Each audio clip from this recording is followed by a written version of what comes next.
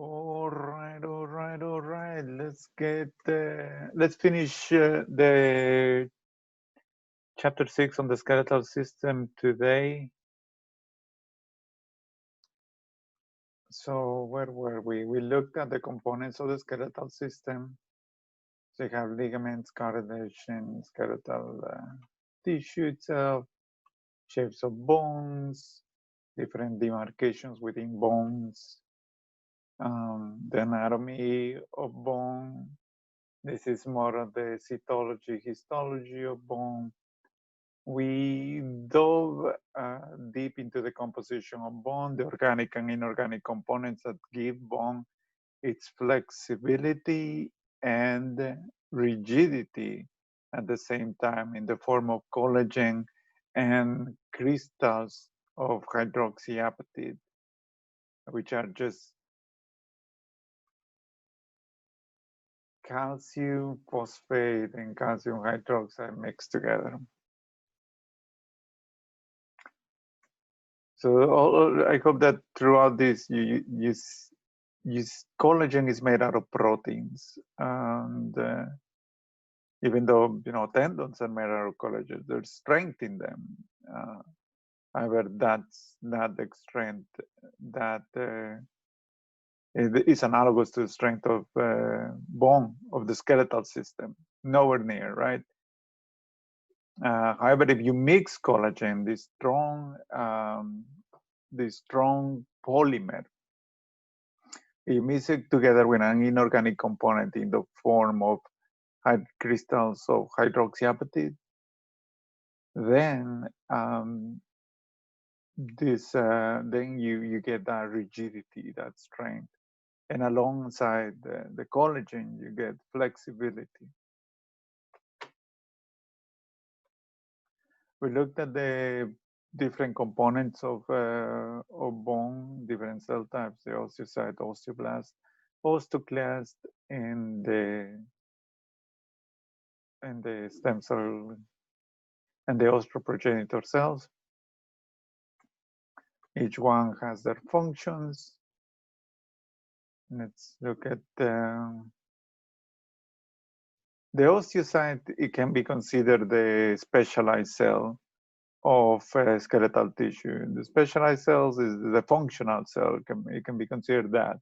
The functional cell of the skeletal system, the one that analogous to a neuron in the nervous system, or analogous to a hepatocyte in the liver, or an oocyte in the ovaries. This is basically the cell that performs the function that the particular tissue is known for. In this case, osteocytes, they're not so much a part of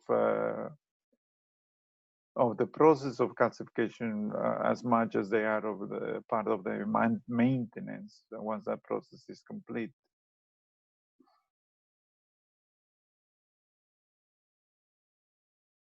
Osteoblasts, they are considerably more active within the process of bone deposition and bone calcification. They release this organic matrix that we were talking about, rich in collagen. The osteoblasts are the ones that are going to release this organic matrix known as osteoid. That composes several components: osteocalcin, osteopontin, and mainly the one that we need to focus on is the presence of collagen, this polymer fiber.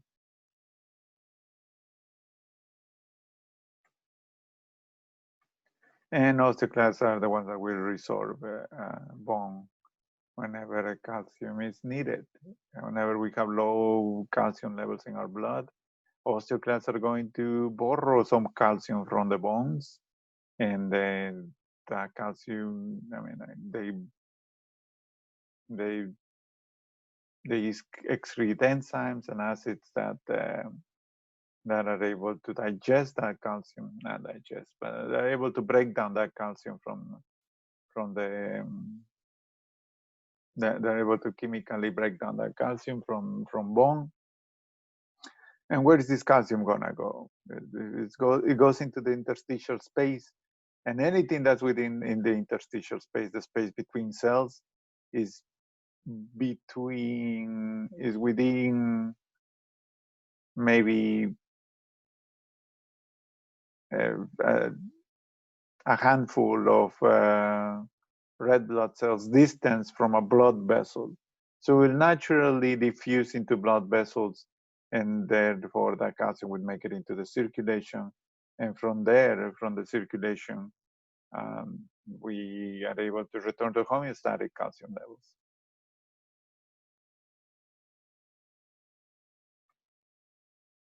All right, we focus on some partly on the anatomy of bone here. We looked at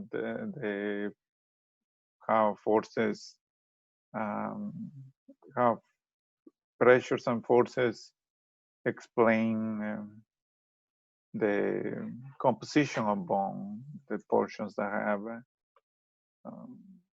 spongy bone and the portions that have compact bone. That's going to be due to the forces, the directional forces that this bone experiences.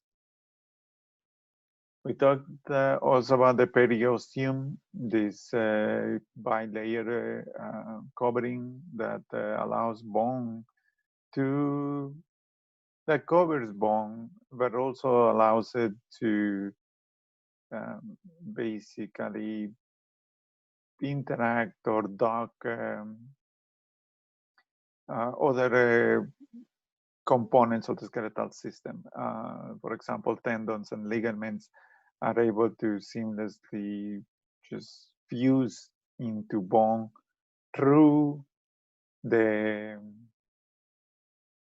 external fibrous layers of the within the periosteum, as well as send these perforating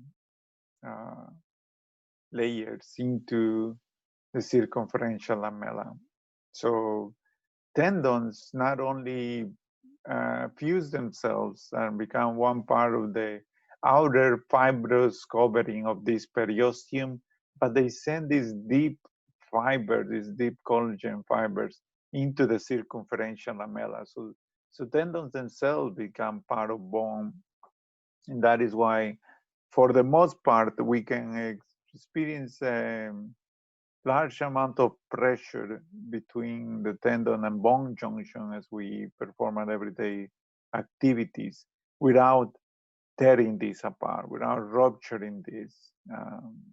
There are two different types of tissues, yet they seamlessly interact or perform their function daily without tearing apart from each other.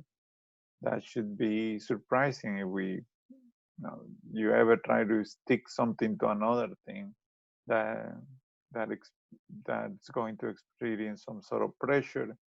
There's not a glue that will hold those two together. In here we have a biological mechanism that allows these two different tissues to experience great amounts of pressure and force. Just as we talked about the outer covering of bones, we talked about the inner layer that surrounds the medullary cavity of bones, and also this trabecula of spongy tissue.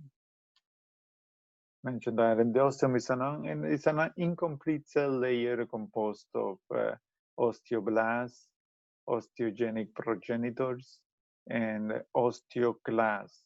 This multi-nucleated cell derived from monocytes, which are white blood cells, derived from a white blood cells, a cell of your immune system that's able to release enzymes that chemically break down bone. All right, that was a recap of Tuesday's class. Now let's look at mainly we're going to be focusing for the rest of semester, for the rest of this chapter into the process of ossification, the process of calcification, and the components, hormones that regulate these two processes. So we're making a distinction here between ossification and calcification. Calcification being the process of converting cartilage basically into bone, into depositing calcium into the deposition of calcium into osteoid, and basically that process right there. And ossification is kind of the more umbrella term for the entire process that is occurring. One of them talks specifically regarding the deposition of calcium. The other one talks about the transformation of one tissue, in this case cartilage, into bone. There are two types of ossification. One of them is going to be endochondral. The other one is going to be intramembranous. The endochondral is what most of your long bones experience, while the intramembranous is going to be specific for certain bones, mainly superficial bones, dermal bones, such as the bones of your cranium, your jaw, and your clavicles. But your long bones, the one that your humerus, radius, and all that there, will undergo endochondral ossification. We will look at the process of how these two occur, and maybe that will help you understand why the two approaches are taken. Let's start with the intramembranous ossification. So this is going to be basically this mesenchymal membrane is going to become ossified. A mesenchymal membrane. What's a mesenchyme? It's one of this. You have these stem cells in early embryological development, mesenchymal cells, that are going to be.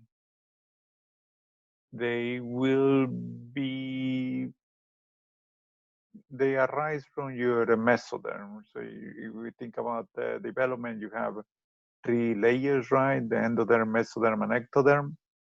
Mesoderm is going to give rise, the ectoderm is going to give rise to your skin and your nervous tissue. Endoderm is going to give rise. So basically, if you consider yourself a tube, which we are, a tube through which, just like a worm, right? A worm goes, it's a tube. I guess whenever you think about a worm, the concept of a tube is more intuitive. The worm will go, digesting soil and shooting it out the other end. Basically, we do something analogous in the sense that we do have those. We digest food and we send it out the other end in a tube-like fashion. Well, the exterior of this particular tube is derived from the ectoderm. The interior of this particular tube is derived from the endoderm. So the lining of your digestive system, lining thereof, and most things in between those two, which in large part is going to be connective tissue, is going to be derived from the mesoderm. Some of the intermediate steps of that includes mesenchymal cells, mesenchymal stem cells, this mesenchymal membrane. So here you have mesenchymal cells are going to differentiate into osteoblasts. I hope that by now the term of osteoblast is familiar to you. What do osteoblasts do? They release, they deposit osteoid, the organic component of bone, the organic component that gets mineralized and becomes what we know as bone. So that's what osteoblast is going to do. It's going to deposit osteoid and it will get mineralized into bone. These osteoblasts will become trapped. They become osteocytes. Osteocytes that whose role is to maintain this bone. All right, here we observe. Basically, this is the mesenchymal membrane. This entire tissue right here. It initiates creating these clusters. These clusters of cells, these mesenchymal stem cells that you see here, they begin clustering, and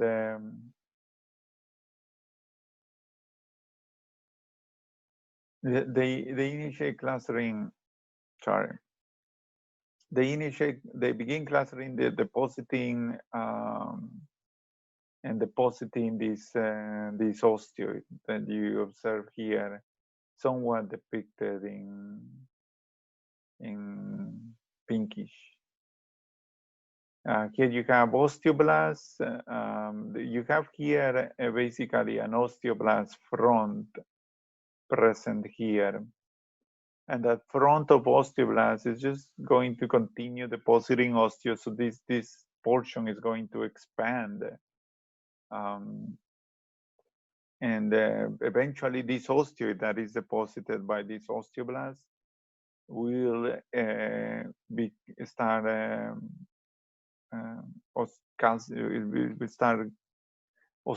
calcifying. Calcium is going to be deposited into it, and it will eventually it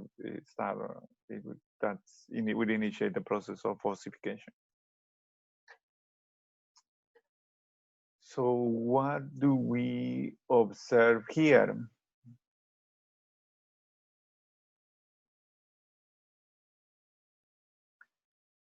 So here, one of the things that I want you to appreciate is the presence of these blood vessels. That's going to be something common within the process of ossification. Blood vessels are not only going to provide at times they're going to provide a primer cell for this entire process to occur, which is going to be the fibroblast. So we talked about connective tissue proper. It's the specialized cells, specialized cells within connective tissue proper is going to be the fibroblast. Why the fibroblast? Is because not why the fibroblast, but something I hopefully would help you remember that the fibroblast is the specialized cell of connective tissue proper. Dense connective tissue, for example, tendons, dense connective tissue, is that the fibroblast, as its name suggests, releases fibers. What's a fiber? Collagen is a fiber. So here we have blood vessels kind of providing that primer, that fibroblast, that will eventually differentiate into an osteoblast. The fibroblast will differentiate. So whenever we're talking about that, we talked so far about the components, about the function of these cell types within a mature bone. Now that we're talking about these components within a developing bone, start hitting new pathways, we in the past we haven't talked about osteoblasts arising from fibroblasts, but we talked about osteoblasts arising from the osteogenic cell, the osteogenic progenitor cell. So this is kind of this is what happens during embryonic development. Okay. So in this scenario, blood vessels provide the fibroblasts that differentiate into these osteoblasts, and these osteoblasts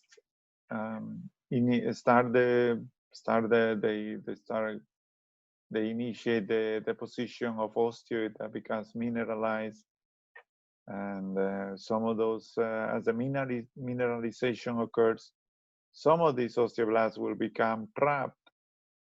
Here we become trapped in this mineralized matrix, and they will become these osteocytes within lacunae.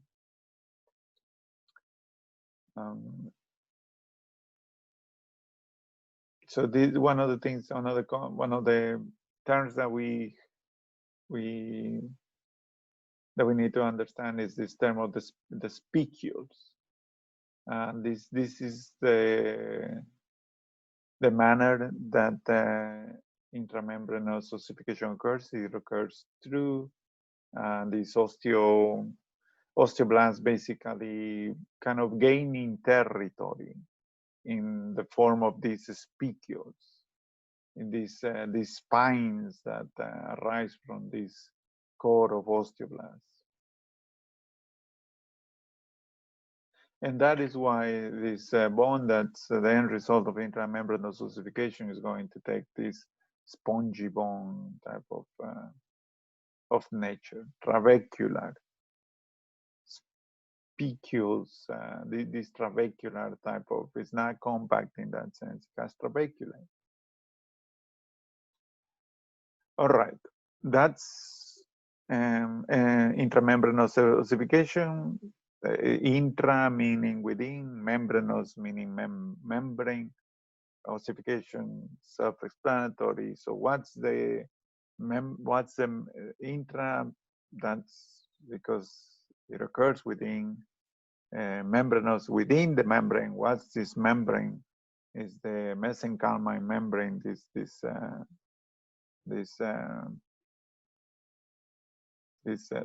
membrane that arose from that contains mesenchymal stem cells, and this membrane is the one that becomes ossified as blood vessels and fibroblasts mature into osteoblasts. Osteoblasts deposit osteoid, the organic component of bone. This osteoid becomes calcified, and as the calcification occurs, these osteoblasts become trapped between this calcified surrounding, and they differentiate into osteocytes that maintain that calcified surrounding, maintain the mineral homeostasis of bone. All right, now let's look at endochondral ossification. So in endochondral ossification, you basically have a cartilage blueprint that gets replaced by skeletal tissue, by osseous tissue. There are certain portions that remain active as we mature, and those portions can increase in length.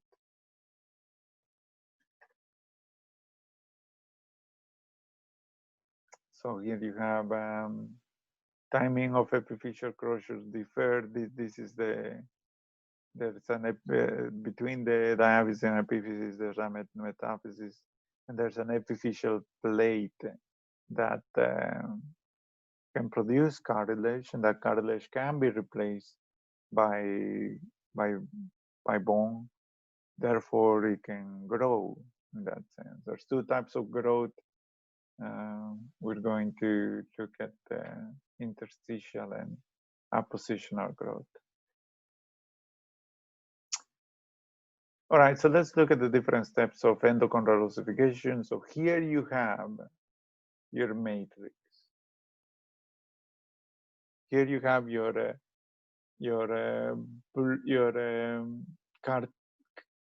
hyaline cartilage blueprint of what a bone is going to be. So this cartilage is just waiting to be replaced by bone. The previous intramembranous ossification, the blueprint is that of a mesenchymal membrane. It's a stem cells membrane of this stem cell tissue. Whereas this in endochondral ossification, you have hyaline cartilage, you have a blueprint of it. What's happening here is you have these chondrocytes. So just like the osteocyte is a functional cell of bone, the chondrocyte is a functional cell of cartilage. These chondrocytes started elongating, and they enlarge themselves. In the process, usually whenever a cell enlarges, it's because it's doing something. It's creating something. It's producing proteins. It rarely does it do it without a functional purpose behind it. But usually they create proteins to facilitate this process. The initial process of calcification occurs at the level of the periosteum, the superficial layer of this hyaline cartilage blueprint, and initiates by the infiltration of blood vessels. So that's one theme of ossification. Blood vessels arrive, ossification initiates. Here you have this blood vessel in the surrounding areas. The periphery starts ossifying. Once again, the blood vessel brings fibroblasts, and those fibroblasts mature into osteoblasts. Those osteoblasts are the ones that are going to initiate the process of ossification, of deposition of osteoid, the organic component of bone. So once the exterior portions become ossified, you have these blood vessels infiltrating the medulla, the inner portion of this hyaline cartilage. So these fibroblasts migrating from blood vessels will differentiate into osteoblasts, and then they would start the process of calcification. Osteoblasts will deposit osteoid, osteoid becomes calcified. And this is what we are observing here.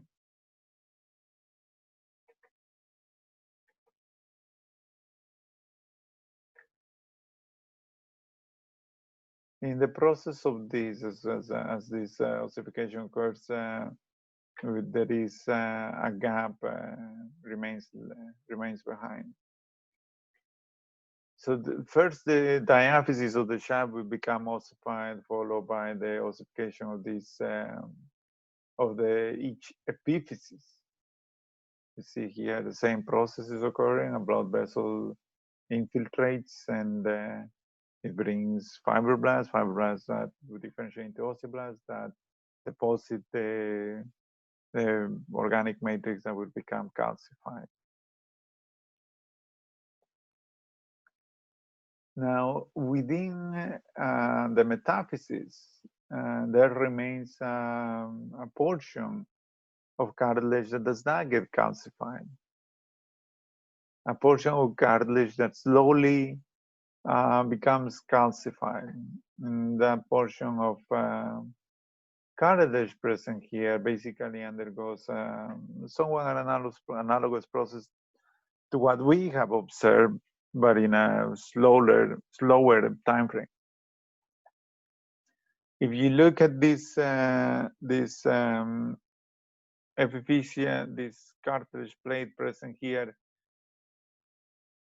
this epiphyseal cartilage, you have chondrocytes that start migrating basically from the epiphyseal portion to the portion of the diaphysis, and they enlarge themselves and degenerate at the portion of the diaphysis. The end result of this is this still cartilage that's being deposited here.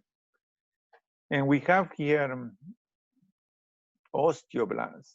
You see in this portion, we have osteoblasts calcifying basically this area. They calcify this area, so you have here chondrocyte being forming and at the level of the diaphysis, the side facing the diaphysis, you have osteoblasts depositing bone, and that is how growth occurs in this direction. It's called what's called interstitial growth, the growth in the long ways of a long bone. Eventually, within this process, calcification is going to occur faster than the position of cartilage. So we're going to have this entire epiphyseal cartilage being calcified. What's left behind is this epiphyseal line. So all of the cartilage has been calcified, and that's why we as adults, we stop growing, because we have calcified all of that cartilage. X-rays give us a view of the epiphyseal line present here, here, here, here, here, here. Epiphyseal lines here is some of them are more obvious than others. This one's more obvious than the others. There's probably one here, but basically that's what's left behind. All right, that's an example of interstitial bone growth. That's an example of endochondral ossification. Endo within chondral cartilage, right? So ossification within cartilage. So I hope that you see those two main differences between endochondral ossification and intramembranous ossification. Intra and endo, they both pretty much mean the same thing, within. But one of them, chondral, means within cartilage. And endomembranous means membrane. In this case, what type of membrane? Mesenchymal membrane. That's the main difference. Basically the main difference is the background, the theater, the environment, the tissue that's going to get converted into bone. One of them is a cartilage converted into bone in the case of endochondral, and mesenchymal membrane converted into bone in case of intramembranous ossification.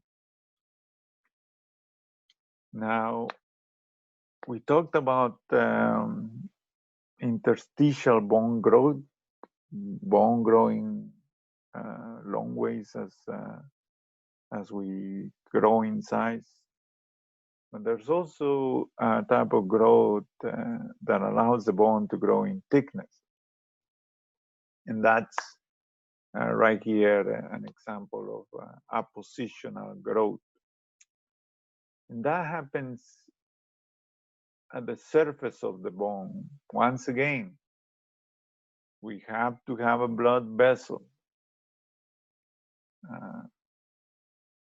Blood vessels, basically, you have growth occurring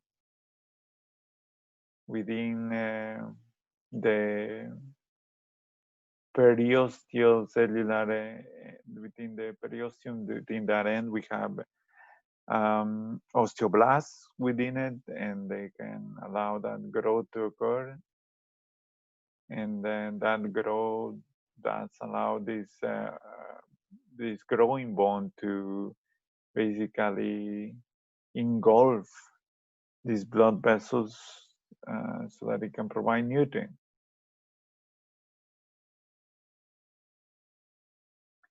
And that is how this deposition of bone occurs.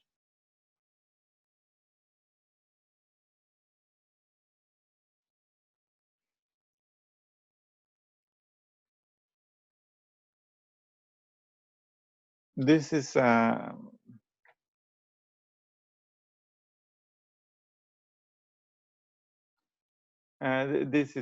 just another view of interstitial bone growth. This shouldn't say appositional there, it should say interstitial, but it's pretty much a similar process that we already covered. All right, so this is as we have noticed, blood supply to bones is imperative for their function. These are the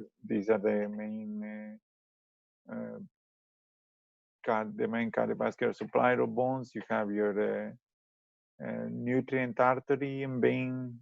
Those are the main. You have basically in long bones, one main nutrient artery entering this nutrient foramen present here, this small hole. And that supplies circulation towards the medulla. You also have these metaphyseal blood vessels entering at the metaphyseal plate here that separates the epiphysis from the diaphysis. So that takes care of circulation into the diaphysis, into the epiphysis, but we also have circulation on the superficial level, at the level of the periosteum. And that is going to be in the form of periosteal vessels.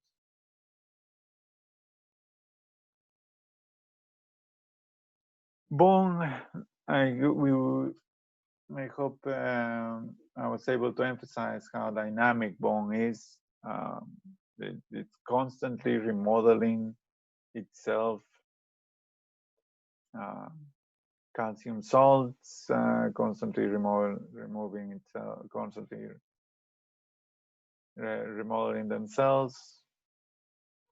Osteoclasts and osteoblasts, they basically perform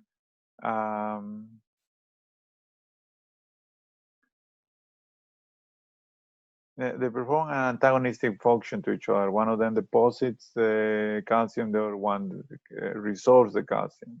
Osteocytes themselves are kind of the middleman.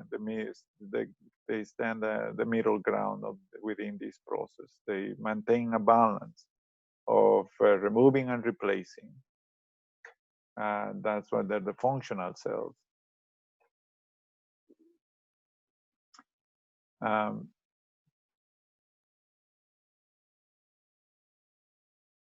So this is just how exercise will allow the position of bone within specific areas. In this particular example, small electric fields are being generated What does that mean? It basically means ions, right? A small concentration of ions are sending a signal. Just like the difference in ions allow you to send an action potential, these electric fields from one place to another. Same goes as exercise. Through ion signals creates, attracts osteoblasts, which deposit osteoid and matrix that will become mineralized. Pressure itself will also be monitored and will also be a signal to deposition of bone. Bone can be lost fairly quickly. In this example, astronauts will lose 2% of bone mass each month. And a person, if you're within a crunch and then haven't put any pressure within a particular bone, up to a third of that bone mass can be lost within a month. And these are specialized cases, right? For the most part, gravity puts enough pressure within our daily activities to maintain a level of bone health. Exercise is obviously the most ideal version of this of bone health, but those extreme cases where due to being in outer space or due to an injury where we no longer put any pressure within a particular bone, that's when we realize how much how much this pressure, this stress is a vital, is a ongoing signal that tells our bodies to deposit bone. All right. So these components that are part of bone, we get them through through nutrients.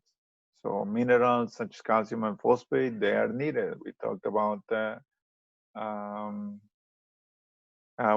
calcium and phosphate are integral parts of crystals of hydroxyapatite, the main mineral of responsible for ossification. Calcitriol is going to play a large role it's going to determine whether we're going to absorb calcium and phosphate in our digestive system, basically. So we have low calcium levels or low phosphate levels, then our digestive system is going to absorb as much calcium as phosphate from the nutrients that we have just consumed. This is done through this system, through calcitriol and vitamin D. Basically, calcitriol is synthesized in the kidneys, and once low blood vessels are detected, low blood calcium is detected, calcitriol will be released, and then we will digest more calcium and phosphate from our food.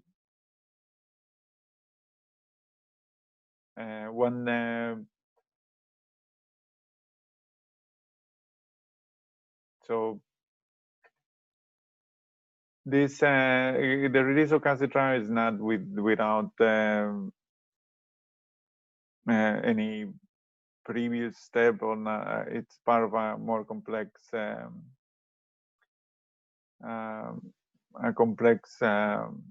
series of events, some of which involve vitamin D.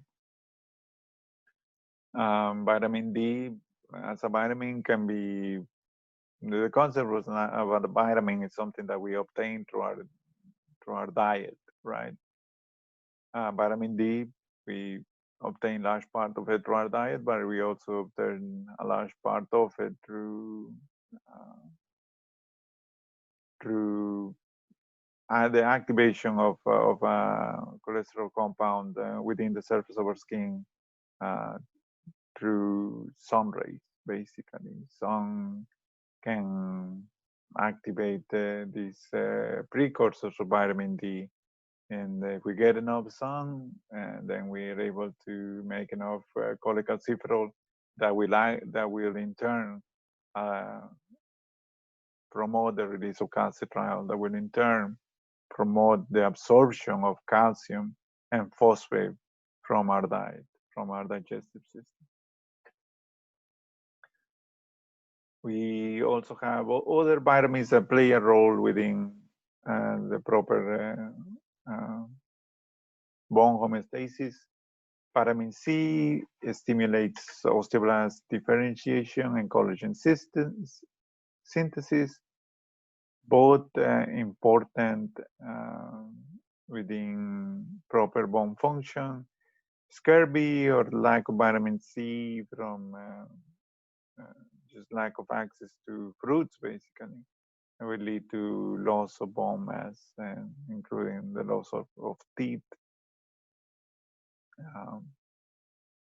Vitamin A and K are also important for osteoblast activity and protein synthesis. All right, let's look at the hormones that are responsible for homeostasis of calcium and bone. You're going to have mainly, so you have growth hormone that's going to stimulate bone growth in the long run. Also sex hormones, as you may notice, once we hit puberty and our sex hormones start increasing. So we experience certain changes, including growth of bone. But the main hormones that are responsible of your everyday homeostasis are going to be calcitonin and parathyroid hormone. So parathyroid, calcitonin is going to be released from your thyroid, and basically it will decrease blood calcium. So basically, whenever you have high levels of calcium within your blood, then calcitonin will be released. If you have low levels of calcium within your blood, then parathyroid hormone will be released, and parathyroid hormone will increase and calcitriol, and will increase blood calcium. Here is the composition of bone. It's mainly calcium, organic compounds, the collagen that we talked about, and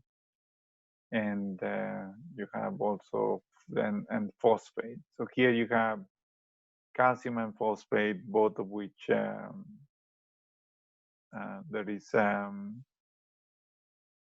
both of which are highly regulated. The levels within our blood are highly regulated.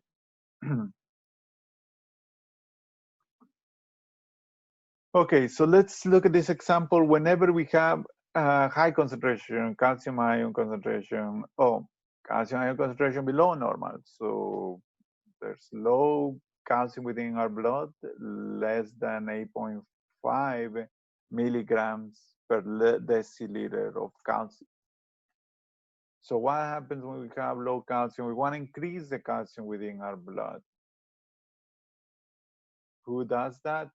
Parathyroid hormone and calcitriol. Remember, those are the ones that are going to be responsible for increasing the levels of calcium within our blood. How do we increase the calcium within our blood? We can eat more calcium, right? We can digest more calcium, start eating chalk or something, or drink a cup of milk. That's more palatable. But we can eat it. We can consume more calcium. And once the calcium is consumed, the calcitriol is going to make sure that the calcium is properly absorbed from our digestive system. We haven't looked at the digestive system in depth, but one of the one of the highlights of the digestive system is that whatever gets crosses from the lumen of the digestive system into the blood vessels, basically, is highly regulated. There's high regulations. It's gotta have, if you want glucose to cross, you gotta have a transporter. It's like everything that gets transported, everything that you want, that going from the lumen of your digestive system into your body, basically into your blood vessels, it's gotta have a transporter. And calcium is one of those components. So let's say that we're low on calcium within our blood, so we encourage the absorption of calcium from the digestive system. Boom, we raise calcium. How else can we do it? There's a lot of calcium in our bones. We can start breaking down the bone, and that calcium will go into our blood vessels. Boom. There's also, we can retain more calcium. Some calcium is those in the urine, within the urine every day, and that's how we maintain homeostasis. So we can prevent the loss of calcium from at the level of our kidneys. So all these three mechanisms allow us to maintain calcium, increase the level of calcium within our blood. The opposite is true whenever we have too much calcium within our blood. If we have too much calcium, basically we're going to revert all these three mechanisms. We're going to absorb less calcium. Instead of resorbing bone, we're going to promote bone formation. That way we take the calcium from the blood and store it within bone. And we're going to also allow, if the calcium levels are high enough, we're going to lose them within the kidneys. We're going to basically lose them through urine. And that's what parathyroid hormone and calcitonin do.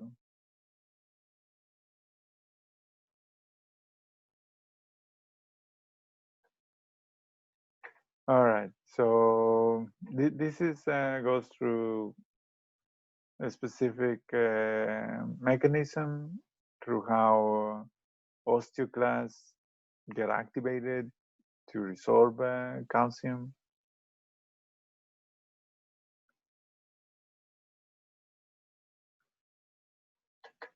Let's look at fractures. Whenever we have brittle bones, boom.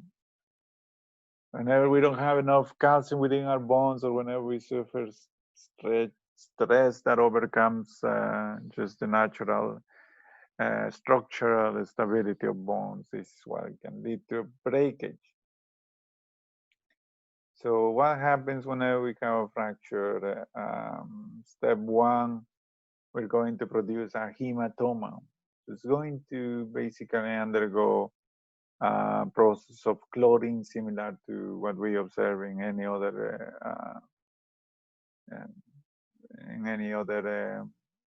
place where a blood vessel gets ruptured.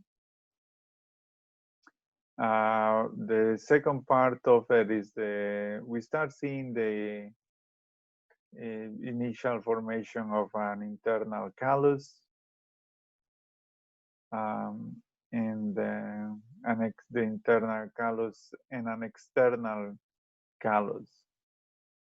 So the external callus is going to be basically this cartilage being formed, and I reckon it will follow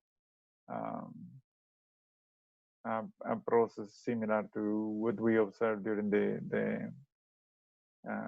during development.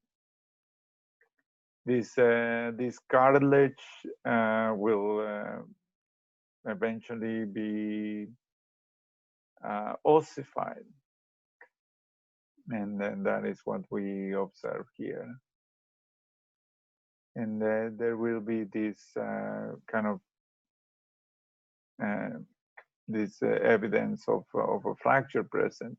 However, due to the constant remodeling nature of bones, this will slowly begin to fade away, will slowly begin to dissipate.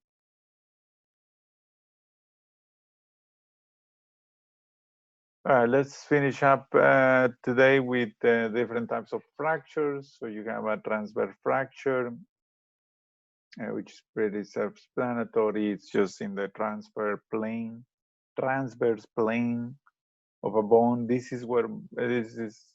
Whenever you think about, we talked about the structure of bone in relationship to the forces that the bone experiences. Bone experiences vertical forces due to gravity, but sideway forces not as much. And those are where that's why there's greater likelihood of a fracture occurring whenever a sideway force gets imposed within the bone. And that's this transverse fraction. Sometimes the force is not great enough to displace the bone, and that's what we see in this displacement fraction. Sometimes the forces within the y-axis, due to gravity, they're strong enough to overcome the structure of bone. And this is what we observe at the level of the spinal cord through compression fractures. A spiral fracture within a two-dimensional plane looks fairly similar to a transverse or a displaced fracture. But this is a fracture, as you may imagine, in a spiral form when you have basically forces that that basically twist the bone and snap it due to that, due to the spiral pressure that is occurring on the bone. We have an epiphyseal fracture. We just talked about the metaphysis and the epiphyseal plate. This plate that contains cartilage that can be calcified and allow us to grow. Well, this plate is also not completely calcified, therefore it's subject to fractures. So here you have basically the displacement between the diaphysis and the epiphysis at the level of the epiphyseal plate. We also can have a comminuted fracture, which is whenever it's a mess. Whenever a displacement fracture, you still have two bones, two big fragments of bones. Comminuted fracture, you're gonna have several fragments. This is not a good fracture. A green stick fracture is somewhat of a superficial fracture that follows the green stick name is fairly explanatory of the amount of the type of pressure that this fracture that occurs that leads to this fracture. It's just like whenever you twist a glow stick, so a level of pressure will not break a bone, but it will, the twisting nature of it will kind of provoke internal fractures, and in this case, this particular break that you observe here. The Colles fracture and the Potts fracture are specific fractures for the that happen in the wrist and happening at the level of your ankles due to just how our everyday activities can lead to pressure in those areas. And whenever you fall, it's your wrists that come out. Whenever you jump a long distance and you land on your ankles, that's where the pressure is going to occur. So Colles fracture at the level of the wrist and Potts fracture at the level of the ankle due to the pressures that occur in these particular areas. Osteoporosis, osteopenia and osteoporosis. Osteopenia is just natural bone loss, 5% bone loss with every decade that we exist after adulthood. And osteoporosis is just an excessive loss of bone, excessive loss of bone. So here you have, this is whenever we resorb bone at a higher rate than we deposit bone. It becomes fragile. These are the centers of resorption that occur, and there's not enough deposition occurring to overcome the resorption. Once again, remodeling is a fairly dynamic process, and at times it can go wrong. All right, does anybody have any questions? Does anyone need to talk to me?